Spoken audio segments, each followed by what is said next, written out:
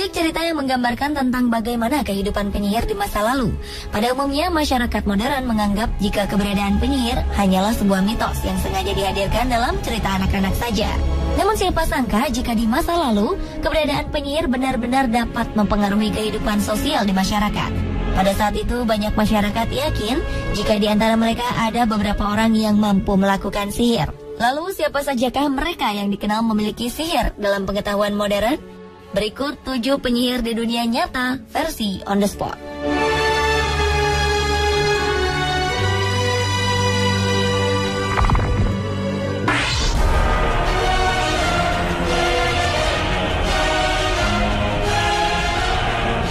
Mother Shipton dikenal sebagai seorang peramal yang mampu memperkirakan beberapa kejadian di masa yang akan datang.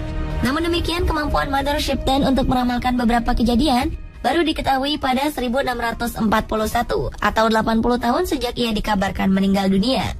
Ada beberapa ramalan Mother Shipton yang berhasil mencuri perhatian masyarakat luas. Namun yang paling mengguncang adalah ramalan tentang datangnya hari kiamat yang ditemukan pada 1862 oleh seorang penulis bernama Charles Handley.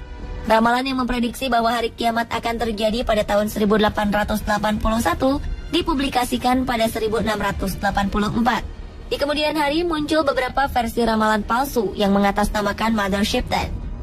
Wanita yang digambarkan sebagai sesosok wanita jelek dan menyeramkan itu dilahirkan di Knaresborough, Yorkshire pada 1488 di dalam sebuah gua yang sekarang dinamakan Mother Shipton's Cave.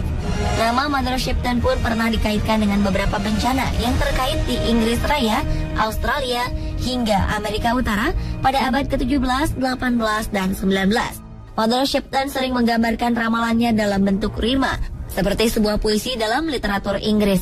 Banyak ramalannya mengacu pada kejadian di masa depan, maupun penerjemahan terhadap berbagai fenomena yang pernah dialami masyarakat di masa ia hidup. Tetapi banyak orang tetap merasa sulit mengerti tentang maksud dari setiap ramalan asli Mother Shipton.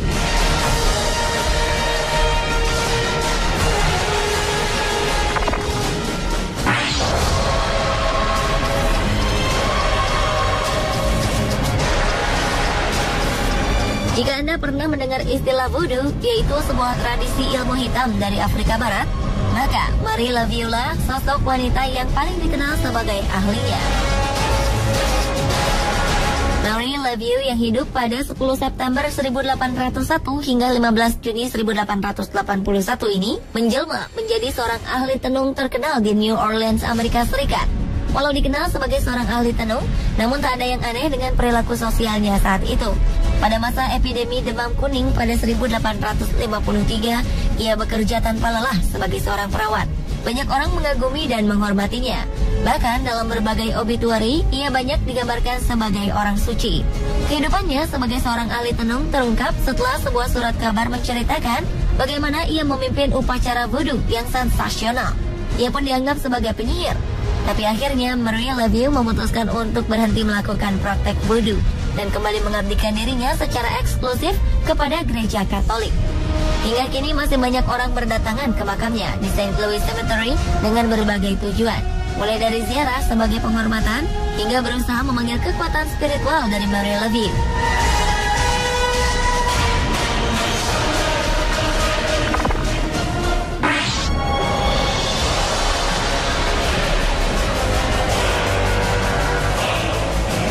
Selanjutnya adalah seorang cenayang kontemporer asal Amerika, Silver Ravenwolf. Wanita ini terlahir dengan nama Jenny E. Troyer pada 11 September 1956. Ravenwolf kemudian tumbuh menjadi seorang ahli sihir, pesulap, dan pengajar yang berfokus pada aliran pagan yang disebut Neo-Wicca. Beberapa praktek yang terdapat dalam keyakinan Wicca adalah ritual magis dan hal-hal yang berkenaan dengan dunia supranatural. Meski terkenal, Ravenwolf bukanlah pemimpin dari sekte ini. Silver Ravenwolf juga bekerja sebagai penulis buku yang kebanyakan membahas tentang Wicca dan paganisme secara umum. Wicca sendiri diketahui baru muncul dan berkembang di Inggris pada paruh pertama abad ke-20. Sebagai pagan modern dan sihir agama, aliran ini kemudian mulai diperkenalkan ke publik pada 1954 oleh Gerald Gardner.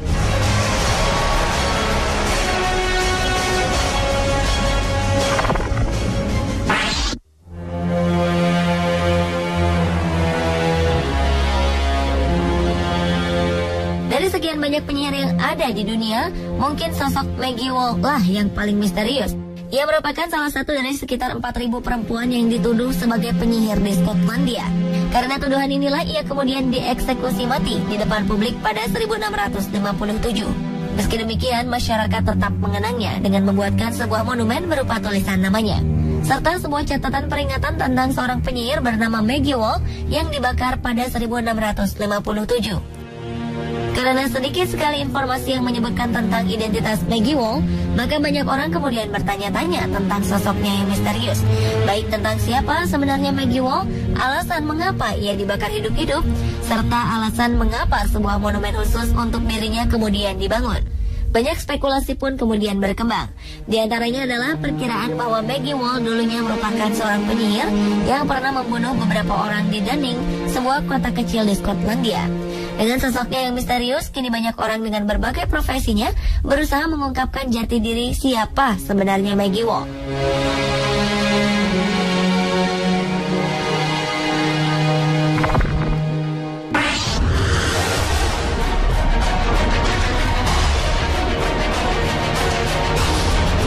Seorang wanita dari keluarga kaya yang berasal dari Toulouse, Prancis, ia diduga memiliki kemampuan untuk melakukan sihir, hingga kemudian dihukum mati pada 1275.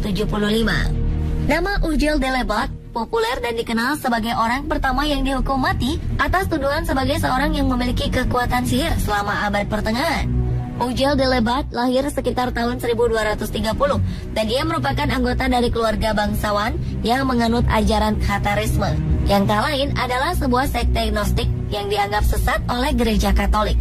Ia pun pernah dituduh sebagai orang sesat yang memiliki hubungan terlarang bersama iblis, hingga melahirkan seorang raksasa pemakan daging yang memiliki kepala serigala dan ekor ular. Dari raksasa inilah masyarakat kemudian mengaitkannya dengan kehilangan bayi-bayi mereka yang diduga telah dimakan raksasa itu. De Lebat pun dituduh sering menculik anak-anak dan bayi sebagai makanan anak raksasanya. Selain itu, ia juga kerap menggali kuburan untuk mengambil jenazah anak kecil yang baru dimakamkan selama kurun waktu 2 tahun. Di bawah penyiksaan, ia kemudian mengaku hubungan terlarangnya dengan iblis. Ia pun akhirnya dinyatakan bersalah atas berbagai kejahatan, lalu dibakar hidup-hidup.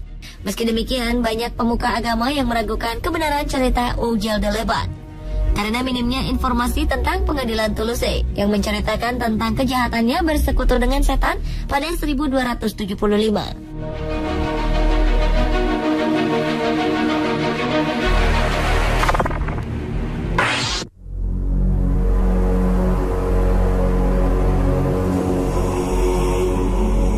Nama Morgan Le Fay dikenal sebagai seorang penyihir hebat di dunia. Sosoknya digambarkan sebagai musuh abadi Raja Arthur, pemimpin legendaris Inggris dari awal abad ke-5 hingga akhir abad ke-6. Morgan Le Fay yang kabarnya sebenarnya masih memiliki hubungan garis keturunan dengan Raja Arthur, konon merupakan murid langsung dari penyihir hebat dan legendaris di Inggris bernama Merlin. Nama Morgan Le Fay sendiri mulai dikenal untuk pertama kali pada abad ke-12 ketika Geoffrey of Monmouth, seorang tokoh agama, menuliskan sebuah cerita yang berjudul Vita Merlini. Di dalam tulisannya disebutkan bahwa Morgan Le Fay merupakan seorang pemimpin dari 9 penyihir bersaudara dari Pulau Avalon yang pernah menolong Merlin ketika tengah berada dalam kesulitan.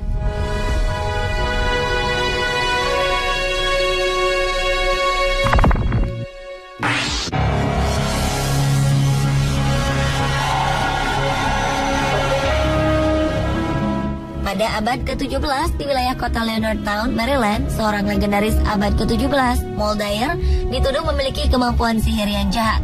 Keberadaan Moldair sebenarnya lebih mirip sebagai sebuah mitos yang hidup dalam kultur masyarakat Irlandia. Ia digambarkan sebagai perempuan terhormat yang tinggal di Maryland untuk melarikan diri dari kehidupannya yang gelap di masa lalu. Namun sayang, kehidupan dan sikapnya yang misterius membuat penduduk Maryland merasa curiga. Moldair dianggap mengetahui berbagai rahasia kegunaan dari berbagai tumbuhan yang sebelumnya tidak diketahui oleh masyarakat di tempat itu. Atas berbagai hasutan, penduduk pun yakin jika Moldair adalah seorang penyihir jahat yang akan membawa pengaruh buruk bagi desanya. Mengetahui kecurigaan ditujukan padanya, Moldair pun pergi dari desa untuk melarikan diri. Penduduk pun lalu mengejarnya tanpa ampun. Dalam peristiwa yang terjadi pada malam hari di musim dingin ini, Moldair pun akhirnya tewas membeku akibat kedinginan.